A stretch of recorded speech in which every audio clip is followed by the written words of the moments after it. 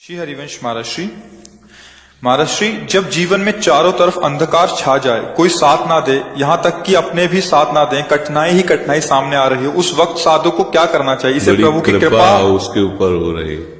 जिसको ऐसा हो रहा है, बड़ी किसका प्रश्न है? हाँ, बस उस अंधकार को समझो।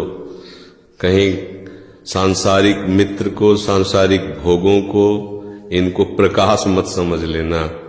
कहीं सांसारिक अनुकूलता को, इनको कृपा मत मान लेना।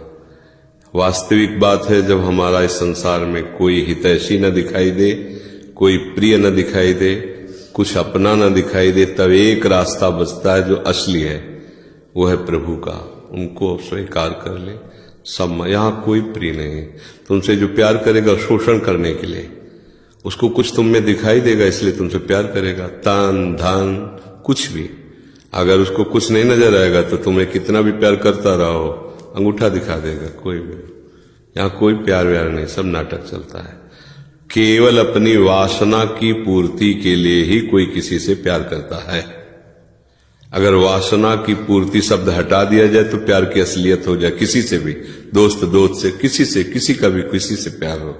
अपने लोग कोई अब बाबा जी आकाश से नहीं बने हैं, यही पैदा गृहस्थी में हुए, संसार में ही पढ़े लिखे हैं, संसार में ही रहे, संसार का ही खाया, अब भी संसार में ही है, सब पता है।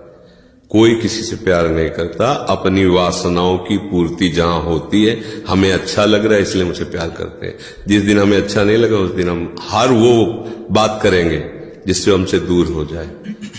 ये प्यार है क्या? प्रभु का आश्रय लेकर प्रभु का नाम जप करो। और अगर संसार में गृहस्थ में भी जाना है तो उनसे प्रार्थना करो कि प्रभु हमें ऐसा परिवार मिले जो आपकी भक्ति से युक्त हो, आपके धर्म से युक्त हो। ये तभी मिलेगा जब आप धर्म से युक्त रहेंगे, आप सुरक्षित रहेंगे, आप पवित्र रहेंगे। यदि आपने अपने पहले ही जो सामग्री अर्पित करनी है, वो पूजा की सामग्री अपवित्र कर दी, तो आप पूजा लायक ही नहीं, तो पूजा क्या होगी? समझ, हमारे इशारे को समझ लेना। जब तक ब्याह ना हो तब तक हर बच्चा बच्ची को पवित्र रहना चाहिए। व्यवहार करो, मित्रता करो, हमें कोई विरोध बात नहीं। लेकिन वो हमें शराब पिलावे, हमें गांजा पिलावे, हमारे साथ व्यभिचार करे, कहे हम फ्रेंड रहे, चाहे वो इधर पक्ष का हो चाहे इधर पक्ष का, फ्रेंड नहीं है, वो शत्रु है, दुश्मन है, जो हमारे आचरणों को भ्रष्ट कर रहा है, जो हमारे स्वभाव को बिगाड़ रहा है, जो हमारी पवित्रता को नष्ट कर रहा है, जो हमारे गुरुजनों पर अनुशासनहीनता ला रहा है। हम माता पिता का अनुशासन, शास्त्र का अनुशासन, धर्म का अनुशासन छोड़ करके मनमानी आचरण करें, अंधेरा ही अंधेरा है, फिर क्या है? ये संसार भी तुम्हारे लिए सुखद हो जाएगा। धर्म से चलो, पवित्रता से चलो। किसी भी नशे में कोई सुख नहीं है। जो भगवान के नाम में नशा है, वो किस में सुख हो सकता है? आप जब के तो देखो, बड़े से बड़े भयानक कष्ट में भी आप आनंदित रहेंगे। दोनों किडनी फेल है, अतरे दिन डायलिसिस होता है, कितना कष्ट होता है किडनी फेलियर, कोई वही जानता है जिसकी किडनी फेल होती है। आपके सामने बैठे हैं, बात कर रहे हैं, कष्ट में है, इस समय वर्तमान में भी कष्ट में है।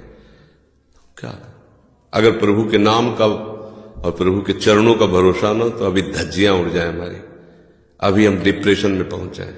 ये हर समय आनंद रहते हैं। और 2 बजे से चल रही दिनचर्या, 2 बजे रात से 8-9 बजे शयन करो, 1:30 बजे उठ जाओ अपनी दिनचर्या। ये बीमार की दिनचर्या होती है क्या? पर भगवद आश्रय, आप ऐसे मित्र को मित्र बनाओ जो हर परिस्थिति में आपका सहयोग करे। वो केवल श्री कृष्ण है, वो केवल प्रभु है, दूसरा कोई नहीं है। अभी बात अभी समझ में नहीं आएगी, क्योंकि जैसे यौवन अवस्था होती है, प्रमाद स्थिति होती है, भोगों में सुख लगता है, तो ये सब भगवान और भगवान की बातें सब ऐसे लगती है। लेकिन एक समय आता है जब केवल यही बात समझ में आती है कि हाँ, यही है अपने, दूसरा कोई नहीं है। यहाँ जो जितना भी प्यार, जितना भी मंगलमय दिखाई दे रहा है ना, वो सब चंद क्षणों का। जिस दिन तुम्हारे पुण्य नष्ट हुए तो वही मित्र शत्रु बन जाएगा, वही भोग तुम्हें जलाने वाला बन जाएगा, कोई तुम्हें पूछने वाला नहीं होगा, पक्का। हम छोटे थे तो एक रिश्तेदार के यहाँ गए थे। गर्मियों की छुट्टी में बच्चे जाते हैं ना अपने संबंधियों के यहाँ, 1 महीना की छुट्टी होती है, तो वही घूमने का अवसर मिलता है, तो परिवार के सदस्य जन छूट दे देते हैं, बहन के यहाँ, मौसी के यहाँ, मामा ऐसे। तो बहन के यहाँ गए थे, तो बहन की जो पति की बहन होती है, उसे नंद कहते हैं, वो उनके यहाँ ले गए थे। तो उनके यहाँ हम गए हुए थे, तो एक कमरे में देखा एक नौजवान व्यक्ति पड़ा हुआ था। वो शायद उनकी ननंद के पति थे।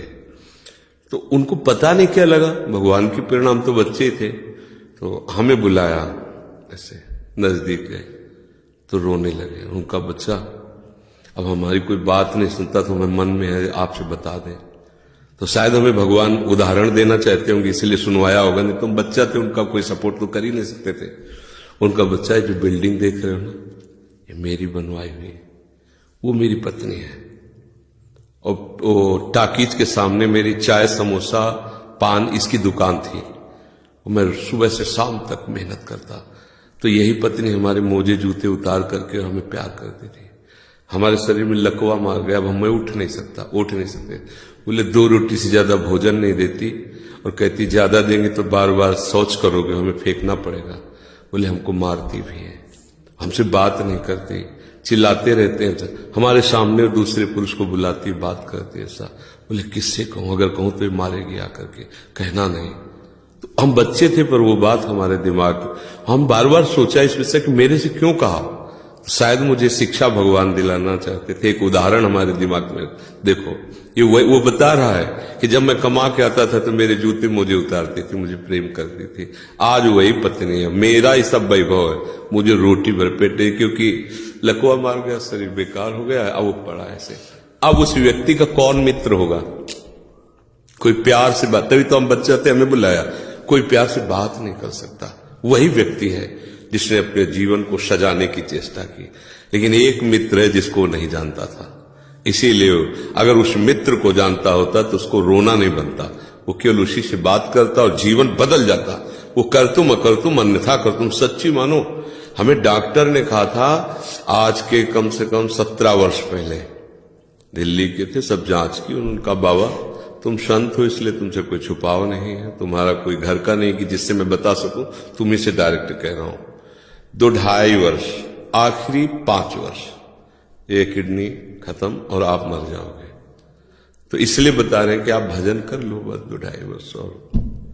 तो हमने भी ठान लिया था कि हाँ ठीक है ऐसा है। आज 17 वर्ष तो हो ही गए, लगभग 17 वर्ष, बड़ा लंबा सफर है। अभी आपके सामने बैठे हैं, फेल भी है और पास भी है, नहीं पास है। देखो जो दिनचर्या हमें चाहिए वो हमारे शरीर कर रहा है, तो हम पास है। और फेल इसलिए कि संसार की दृष्टि से वो किडनी फेल है। अगर भगवान का भरोसा ना होता तो सोचो आज हम कितने परेशान होते, शरीर को लेकर, पैसे को लेकर, कितना खर्चा, कैसी दवाइयां, कहां से डॉक्टर कहां लाते, क्या कुछ नहीं करना होता। वो अपने आप डॉक्टर रो करके कहते कि मेरी सेवा मत छीनना। बैठे हैं हजारों कोस दूर और रोज संपर्क, महाराज जी की क्या इस समय स्थिति है, अच्छा ये दवा दे देना, अच्छा आप ऐसा कर दे। तो हम देखते किसका दुलार है, जिनको हजारों रुपया दे के समय लिया जाता है, वो फिर बात करते हैं, वो भी अपने ढंग से। आश्चर्य की बात, वो डॉक्टर, उसे दुनिया से क्या मतलब, रुपये से मतलब। लेकिन श्री जी, ये है प्रभु का प्रताप। हर व्यवस्था कैसी तुम्हें बताया, जब हम उनकी तरफ देखते हैं तो हजारों हाथों से दुलार करते नजर आ रहे हैं, हजारों हाथों से प्यार करते नजर आ रहे हैं। ये कैसे चलता? अब हमें कुछ किसी से मांगना नहीं, किसी से कुछ कहला नहीं, अपने आप सब व्यवस्था होती। ये हमारी नहीं, भगवद आश्रय होने की बात है। अगर भगवद आश्रित नहीं हो तो वो अमल पत्नी होती, बच्चे होते, किसी के काम की तरह नहीं गए थे, तो क्या कहते, तेरे दिन से 4-5 हजार रुपए डायलिसिस के लिए चाहिए, दवाइयां चाहिए, भगवान उठा लो, ऐसे पूछ लो भगवान इनको, वो कहती है इनको पूछ लो। संसार का खेल है ऐसा।